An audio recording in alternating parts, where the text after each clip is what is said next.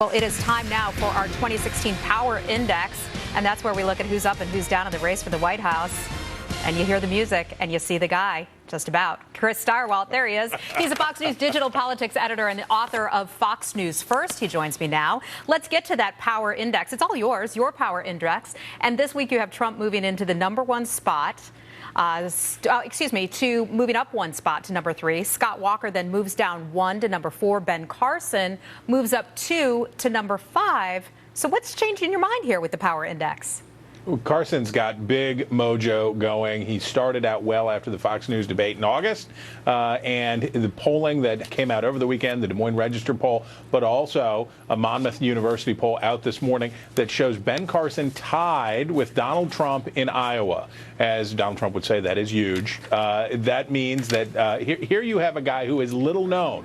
If you compare it, if you think about it this way, Heather, for Donald Trump, everyone knows who Donald Trump is. When Ben Carson started running for president, only about 1/3 of Republicans knew who he was. The fact that he is now reaching parity with Donald Trump, again, it's just Iowa here, but national polls have reconfirmed again and again that Carson is really second place when it comes to vote count right now. That's a big deal. And Chris, we're taking a look at that poll right now, tied at 23%.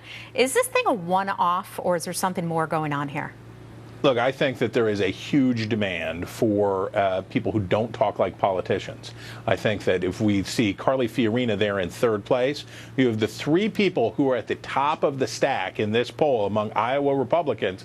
None of them have held elective office before, and none of them talk like politicians. Fiorina, Carson, and Trump all sound totally different than the other people in different ways, but totally different than the rest of the field. And if you look at the numbers coming out of a separate poll, the Des Moines Register poll, if you put all the people together who are supporting Carson, Fiorina, and Trump, it's at like 46%. So almost half of those potential Republican voters in the state of Iowa are going for somebody who's not a politician at this time.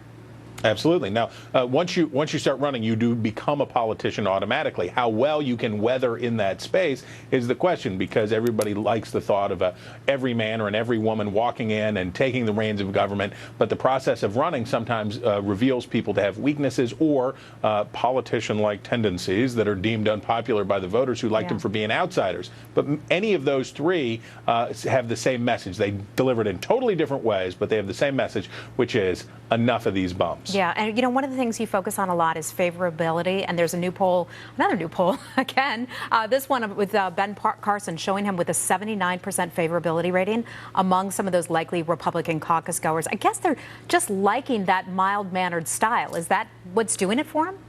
He is a tremendously kind person.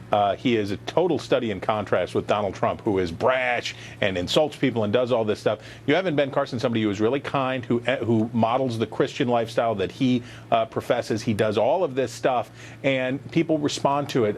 There is I won't say that it's spiritual, but there is something going on where people are connecting with Ben Carson, his narrative, and what he says is the commonsensical approach that he would take as president. I think people tend to trust some doctors, much less one that was a neurosurgeon as well. So that same Des Moines Register poll that I just mentioned also broke down what type of Republicans are making up the party. Again, we're just talking about Iowa here, but nonetheless, it's really interesting to look at right now. It finds that 39% of those voters identify themselves as Christian conservatives, 22% call themselves business-oriented establishment Republicans, 21% Tea Party people, 8% liberty-oriented, and 11% just not sure yet. So I guess some of those Tea Party folks going to Donald Trump, and he's getting some of that energy.